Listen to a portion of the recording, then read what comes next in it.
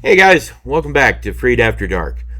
Today's topic is something interesting. It's gonna be holding yourself together while your world is falling apart. And my answer may surprise you. Now, obviously, this is a take on this from inside the process of doing exactly that. If you know me well, you know recently I've made, some mistakes in life, and I've been trying to do exactly that. And while some days I do it better than others. I'm going to go into this, and like I said, my final answer may really surprise you. And as my friend TJ says, well, let's get ready for some FreeD speak. First off, I do want to say some of my earlier episodes were a little scattered at best. They obviously made me look, mentally disturbed, and that's cool. Maybe a little unstable, yeah, okay, I can go with that. I'm going to leave the majority of them up as a way to document the process, mostly for me. Because sometimes a painter's work isn't appreciated at first, and it may take years. Same idea here. I may seem scattered and, like the ramblings of a crazy man, and that's mostly what they were. From here on out, I'll be taking a more structured approach going forward, and I will be sticking to a maximum of 2 structured but conversational scripts a week. I think this is the best approach to keep you interested and not waste anybody's time, so here we go. Now, main topic here is how to hold yourself together when your world's falling apart. My answer, you simply don't. And I know that sounds like an odd approach, but from here we're going to get into it. Now, let me start off by saying, do you lose your home, burn your stuff, and just shut down and reside to a life on the street? I mean, that would definitely not be my first fucking choice, but you do you, champ. I can only say that my opinion and my advice is what I'm giving here. And I've been a pretty big fuck up most of my life, so take it as you will. It's okay if you disagree with me, because that just means I can't force you to be right. First, I do want to say I'm not going into everything that has caused my life to fall apart. But from relapsing on substances I swore off of to losing access to people I wanted to never lose touch with. And I mean multiple people from the most important part of my world, who will remain nameless, to a temporary relationship that was built on lies anyway. So there are more, but let's just focus on what I've been trying and how things are going. Now, as a very outspoken critic on religion and all things spiritual for the majority of my life, I can say I never, and I mean fucking never, thought anything would ever bring me to exploring my spirituality. I've never been one to build things off of faith. I thought it was delusion. I always tried to back up arguments on logic. Everything from my opinions on Anne Frank to the creation of the universe, logic always seemed like the best approach.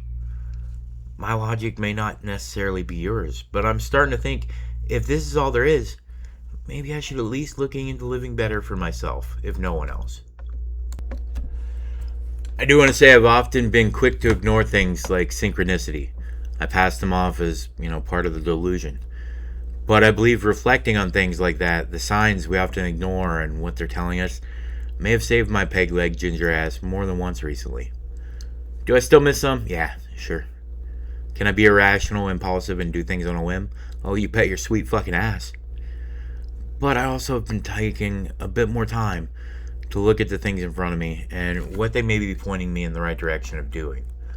From talking to a random stranger who I turned out to have quite a bit in common with, who seemingly saved my life in the process, to winding up in church and hearing verses I remembered from a childhood in and out of churches, to canceling plans because they brought me close to a dangerous chance interaction. I'm not overthinking it. But if logically things could point me into a direction that could hurt rather than help, I'm sitting this shit out until a later time. But if they appear and look like they'll help me more than hurt me, I go in face first, which is one of my favorite approaches in a lot of fields, if you know me well. Now, I've never thought I would be saying I did any of these things. I never thought I'd be saying I sat in church on Sunday, actually listening to what was being said to us gathered there. I always said, why take advice from a 2,000-year-old storybook? But if that storybook shows a path to a better world, why not? Obviously, the shit I was doing wasn't working, so how can it fucking hurt? These changes haven't been easy. Instant reflection and taking a second or two to process before acting sounds like a small step. Many of you do that, naturally. I don't. But trust me, I have never been a guy with a plan. Okay, I just do things and hope they work out. Most times decisions are made with a fuck it, what's the worst that can happen? Well, aside from dying, you can always make yourself abso-fucking-lutely miserable. Mission accomplished. I did that shit. I pulled it off. So let's make it better.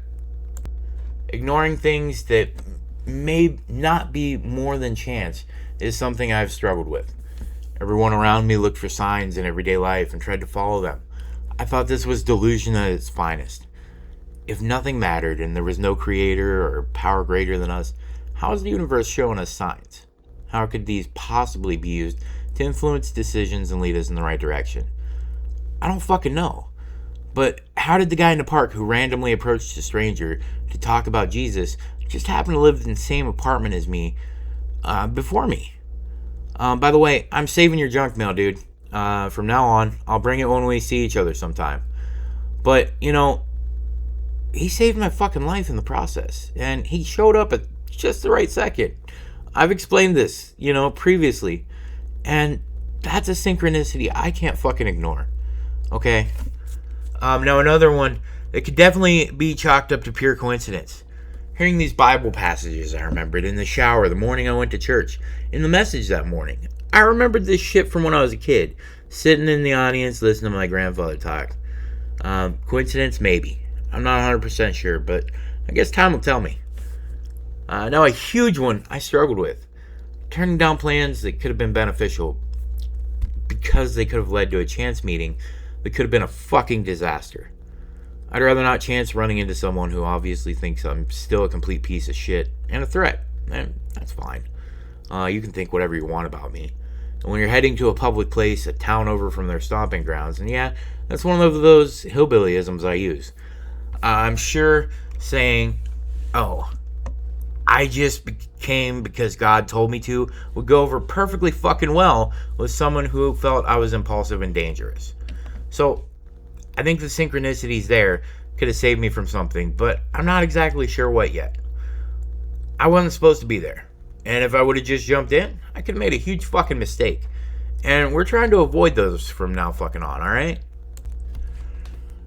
Now, I'm trying to make fewer decisions based on fear and more on hope. But let's make this clear. I don't fear much. I believe that the universe has my back at this point, and whoever's in charge of it does too, obviously. I just have to listen once in a while, which is easier said than done. But you can't exactly tell the universe, you're killing me with this shit, and just do what the fuck you want and expect good results. To be honest, I don't see a logical way out of the messes I've created for who I was. And keyword there is was. So the next best thing is creating a better future for who I'm becoming. I'm not at all perfect. But knowing exactly what I'm capable of and the absolute rage-filled shithead I can become, trying a little harder to be better than I was yesterday is all I can do. People are falling into my life to help me reset the mindset and are supporting me. They aren't ignoring me or the problems at hand or saying I'm difficult to entertain, but understanding as well as offering grace. And if you can't do that, fuck off. I don't need you. I don't need anybody. I've got me. You don't always have to give in to my delusions or anything like that. Obviously, that's not what I'm looking for. Just be there when I come to you. Because sometimes I know I'm the fucking issue. And I have to work on me. Can I magically pull something out of my ass to make me stop being an absolute manic, rage-filled shithead sometimes? Abso-fucking-lutely not. But talking about what's going on helps more than people realize. And I want everyone listening to know just this. I'm often stuck with extra free time, which sometimes drives me fucking nuts. I'm trying to fill it. And if you need me, reach out. I'm not fucking mind reader though. That sure as fuck would make dating simpler, but I'm open to new friendships and anyone who would like to reconnect. If you're on either of my pages, generally that means on some level I enjoy having you around. And in simpler terms, I fuck with you. To wrap this up, I can't fix who I was yesterday. So, like a peg-legged, beer-bellied pheonix, I'm rising from the fucking ashes to once again be a pain in someone's ass. But this time, I'm doing it while loving myself, which is absolutely new for me. And listening to a power higher than me, that's another fucking first. I can honestly say, as someone who believed in nothing and was a complete and utter nihilist about mostly everything in life, something does in fact matter. To me at least. And that something's me. You can hate me. But honestly, if that's the case, I can assure you, it's not fucking mutual, my friend. Because generally, I don't know you fucking exist, bro. Dwelling on love and trying to every day hate less and less is definitely a work in progress here. Are there still things I hate? Oh, fuck yes. But are there more things I love? Yeah, there definitely are, and I'm finding them every day. I'm just realizing all of this way too late to save the day in a lot of cases. But tomorrow the sun will rise again, and I'll try again. A famous painter said that once, and everyone hated him. They still do.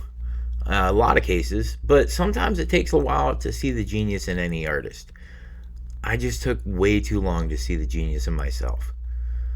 Now, if I thought anything less of myself, not only would I be lying to me, but the world as well. And in the interest of full transparency, I can no longer refer to myself as anything less. So, I guess my takeaway is build a new you. Because sometimes the old you kind of fucking sucked. But the one who's here today, he's pretty fucking awesome, guys. But anyway, I digress. Thanks for listening, guys. I love you all. I thank you for listening, and I hope this episode made you feel a little better, less alone, inspired, or, just better about yourself. Until next time, guys, love yourself, love each other, and good night.